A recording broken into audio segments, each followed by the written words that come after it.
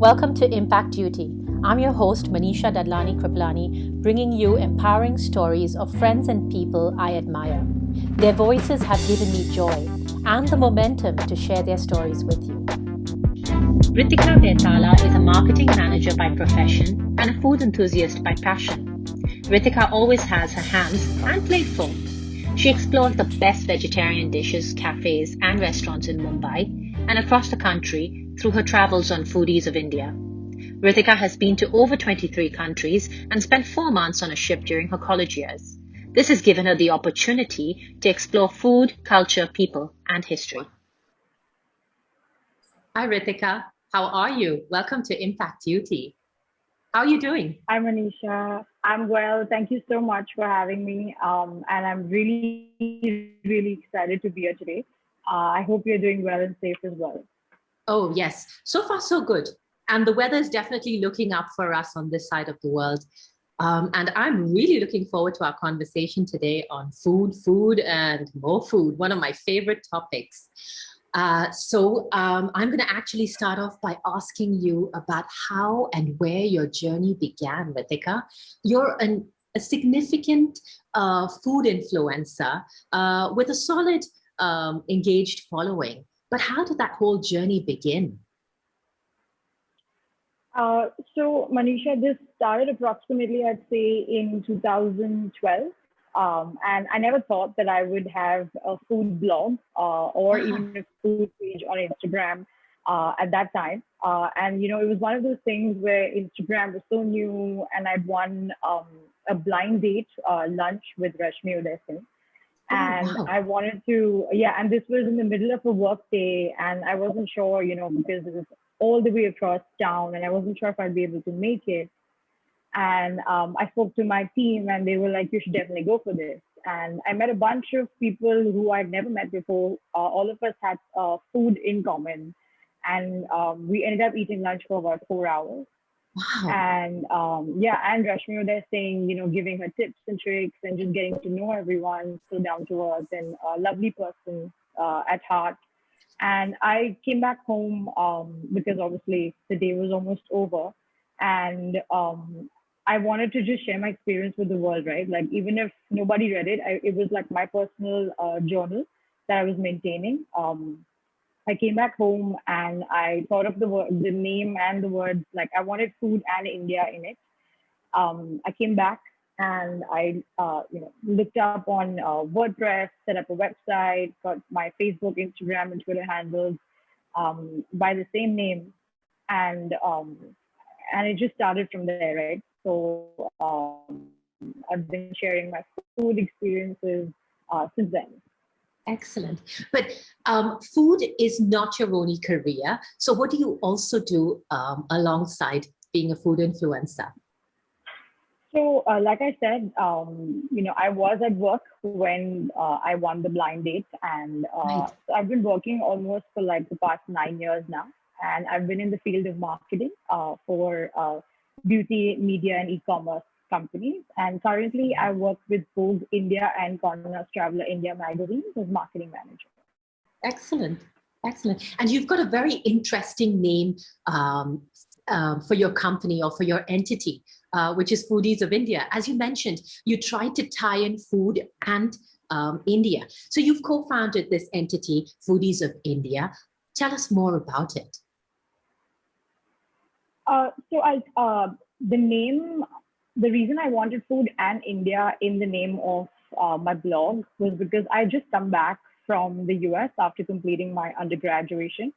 And obviously, people love Indian food all over the world. Right. And I would cook for my colleagues, my friends, my roommates all the time, and they were very fascinated by Indian food.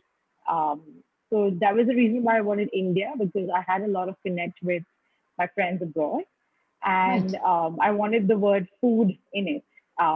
So that's the reason, and I somehow landed on Foodies of India, and I was so excited that I wanted to jot down the experience, like, in like within a few hours. I just That was the first name that popped into my head, and the next thing I knew, I was registering. that handle across all social media platforms. So it's an excellent name. It's a really lovely name. I mean, it's really catchy and it stays with you. That's pretty much how I discovered you. And onto your website, which is really rather appealing. So you've got these fabulous recipes on your website. I'll go ahead and tell you some of my favorites. So there is the mozzarella pesto eggless rolls, yes, which are fabulous. And my other favorite is your cheese corn balls, cheese corn balls? Cheese corn balls, yes. Oh, okay. So tell us a little bit about your website and one of your favorites that are on, as in the recipes that are on over there. Sure. So earlier I had started my website more because pre the pandemic, my page and my website was concentrated a lot more on places. So in terms of reviews, product reviews, restaurant reviews, meal reviews, etc. But recently I've been starting to post a lot of recipes that I have been trying myself at home. So these are tried and tested recipes. And I'm a pure vegetarian. So, right. And I don't eat egg at home. Right. So a lot of the recipes that you see are eggless is because of that.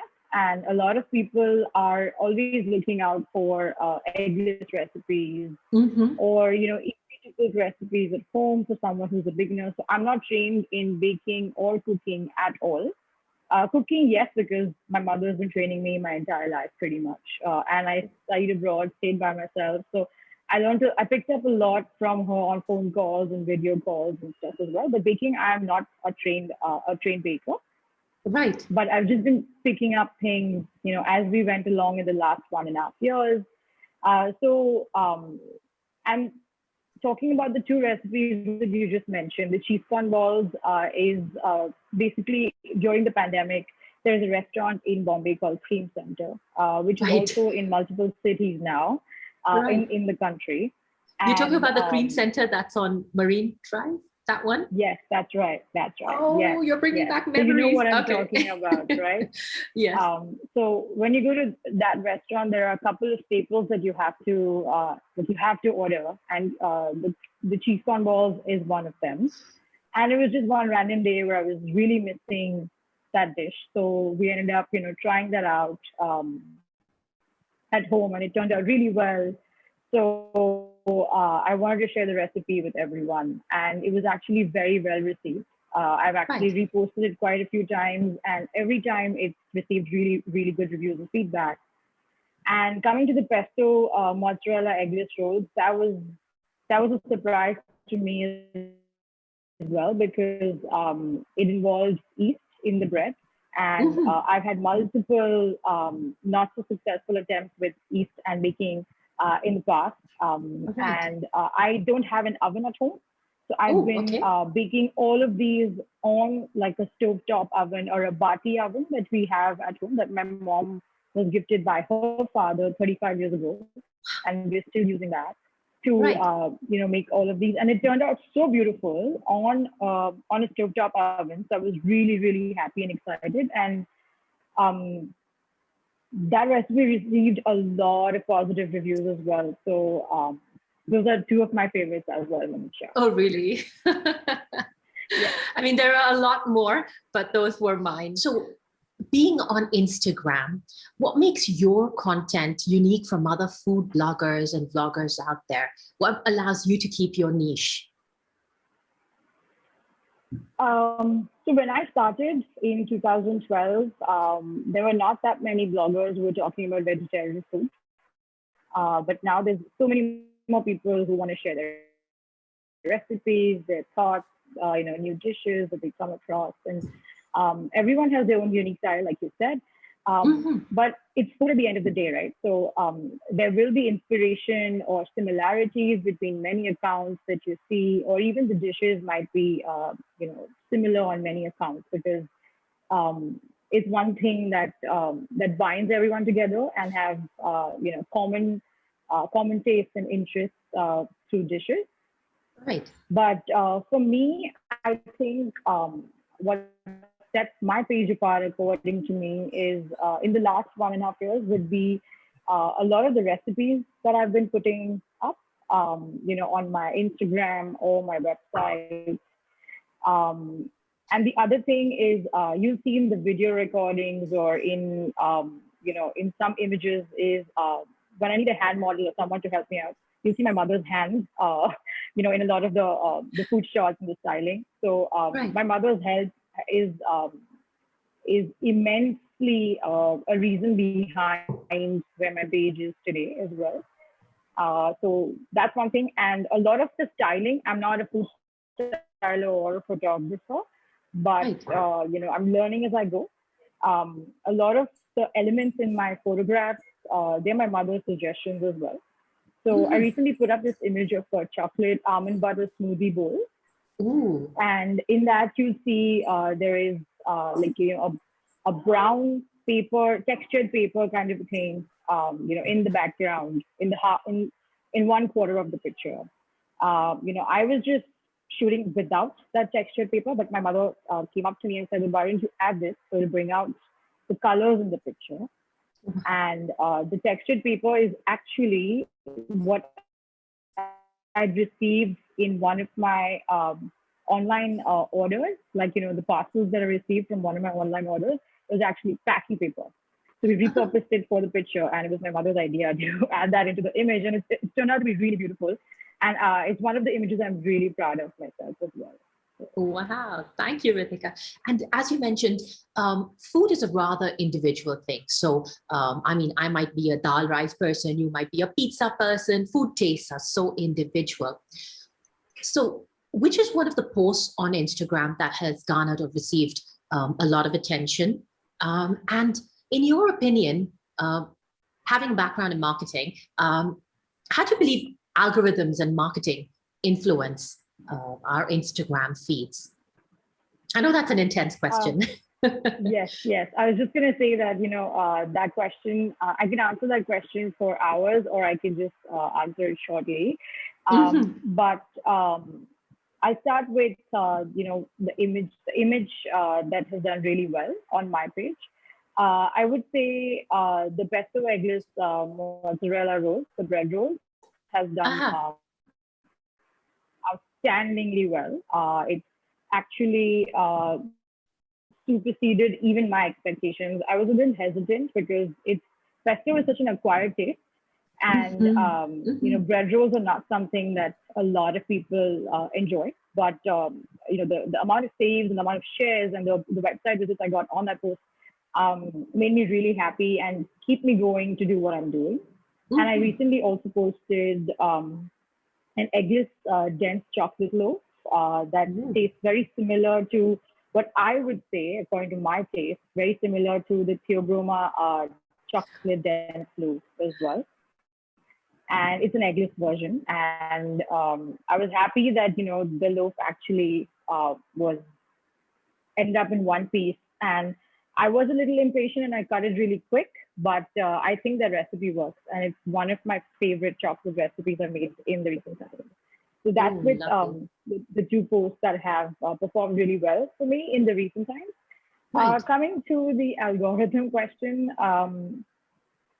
so from my personal experience, I think consistency.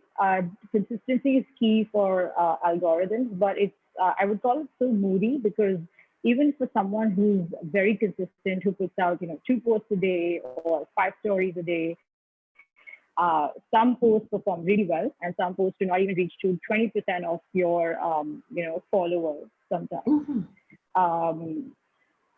So I think it's just about testing and trying and posting at different times and understanding what your audience likes, and hoping that the algorithm is in a good mood for your page that day, and it helps in reaching out as many followers that you're intending to put out the post for. Does that make sense? Oh, definitely it does. Thank you, Ritika. And we're into the second year of the pandemic. And what we've seen worldwide, globally, is a lot of food creators and a lot of home cooking. Okay, so we've seen that globally.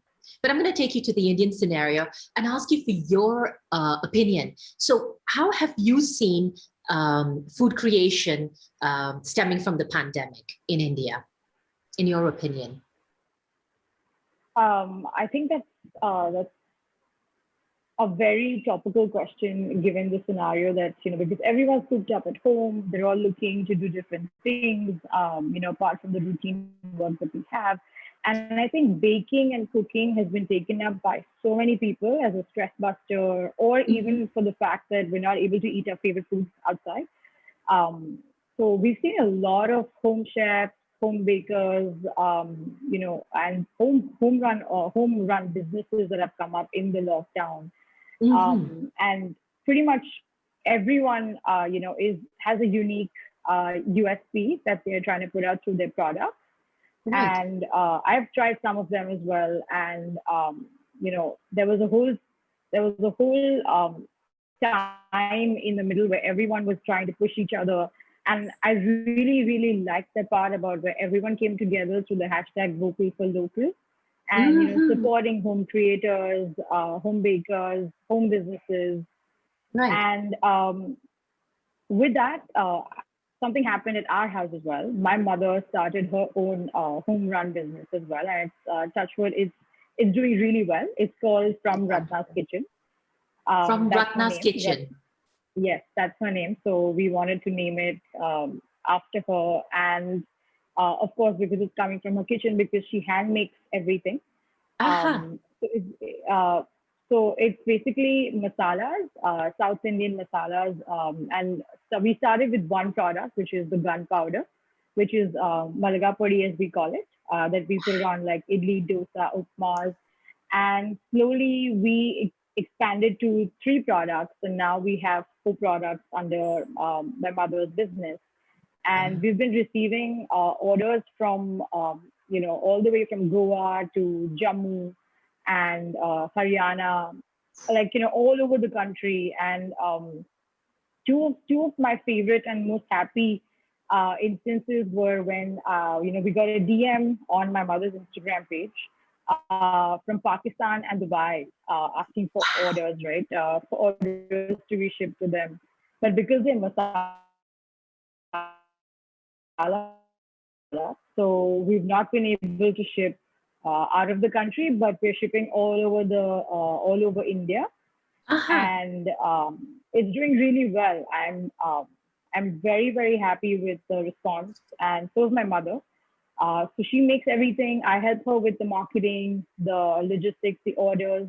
My brothers helped her with, the entire designing, the packaging. So it's basically an entirely home-run business for my mother, by my mother. And, we're just helping her out as we go. So. That sounds wonderful. That really sounds fabulous. I was actually going to ask you if I could access some over here, but you've answered that with them. At the moment, it can't go global, but can't wait to come to India and get my local supply. But I know your mom has been a huge inspiration for you, but how else do you generate motivation and inspiration?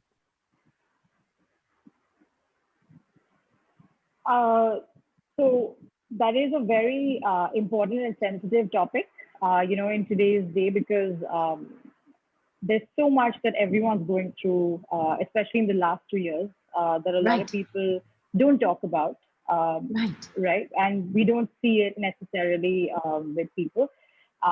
You create a piece of content that you think should supersede all of the previous posts that you've put out, and it doesn't match up your expectations, and it's very disappointing and demotivating. Sometimes it's happened to all content creators, me, and I can speak for myself.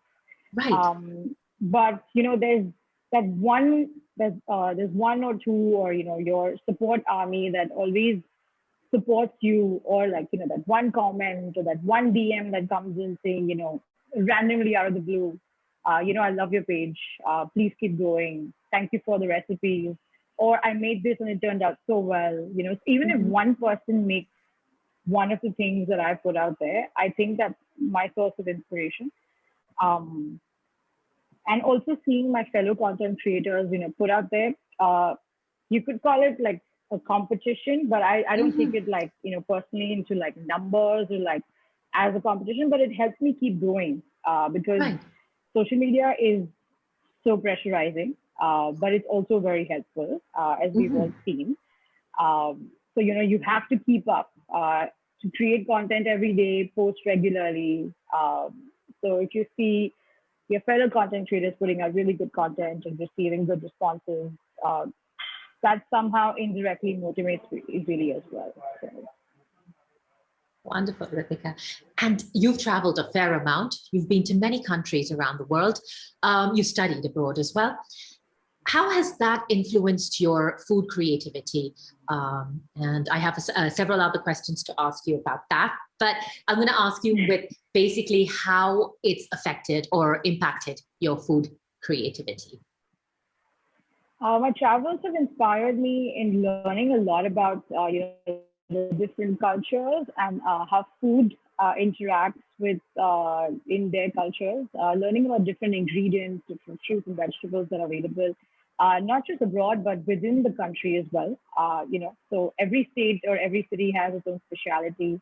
So one of my favorite food trips that I have taken in the last couple of years would be my trip to Varanasi. I actually went there for a friend's wedding and I stayed back a little longer. And I cannot tell you like how amazing that trip was, not just from an exploration point of view, but also from like the different kinds of foods that I tasted. So like the tomato chaat that is famous from Varanasi. I didn't really like it the first time I tasted it because I found it too sour and tangy for my taste. But I tried it in a couple of different places, and everyone has their own unique style of making it. And the taste just grew on to my palate. And um, I love traveling for like food, and also pre the pandemic, of course. I used to take trips to offbeat destinations that a lot of vegetarians prefer not to go to because they think that food's going to be an issue, or they're not going to be able to find vegetarian food there. So I took a solo trip to Cambodia from Singapore when I was visiting my brother, and I had no issues finding any meal at any given point because they're so open to vegetarians and veganism as well. Really? Or even going to the Philippines, in Manila, and we didn't took an island trip to Boracay as well. Right. So travel has inspired me learning a lot about the local dishes, the ingredients, and how everyone makes the same version of one dish so differently. So I really like that part about exploring food during my travel. Wonderful. And anything over your travels that didn't tickle your taste buds? So a discovery that you said the people harped about and was not your cup of tea. I don't think there's been any dish per se that like is at the top of my head that I can remember because I'm always open to exploring. I may not necessarily go back to have thirds or seconds of the dish, but I think I've liked pretty much everything I've tried so far in vegetarian dishes that I've tried. Great. And before I say goodbye to you, any tips for budding bloggers and for food influencers who are just coming onto Instagram and using social platforms right now? So I've said this a lot in a lot of my conversations with friends and other people I've spoken to. For all new content creators or people who are exploring a career in this, consistency is key, and this is a very common answer that a lot of people give. But consistency is really you have to keep going at it. Some days you may not have the motivation to do so, but you have to figure out your different sources of motivation and keep going at it. Initially, don't look at the numbers, the engagements, the likes. Even if you're able to impact one person or more than one, or even yourself, if you're satisfied with something that you've created, keep going at it. find a niche for yourself and work towards it. Because if you're just doing a little bit of everything, that's fine as well if you want to do a little bit of everything. But find your own unique style or your own unique niche that you want to work in and keep going at it. Do not initially work for DMs or collabs through DMs or paid partnerships and stuff. It takes a while to build up to that. I've been doing this for a long time as well, and I haven't given Foodies of India the amount of attention it deserves because of my full-time engagements that I have. But keep going at it slowly. Once you build your niche, people start noticing your page, what your unique style is. It'll all come to you. All the collabs, all the partnerships, they'll all come to you. So that's what I think. I wish someone had told me when I started. So. Thank you, and I'm glad you're telling us. So Ritika, it's been an absolute pleasure chatting with you today. I thank you very much for coming onto Impact Duty, and I'm wishing you all the very best for your future. Can't wait to see what else comes out of the kitchen and your mom's kitchen as well. So here's wishing you all the very, very best. Thank you so much, Manisha, for having me. I had a pleasure chatting with you and sharing my story. And I look forward to being in touch with you. Same here, Ritika. Take care. Okay, thanks. Bye. Bye.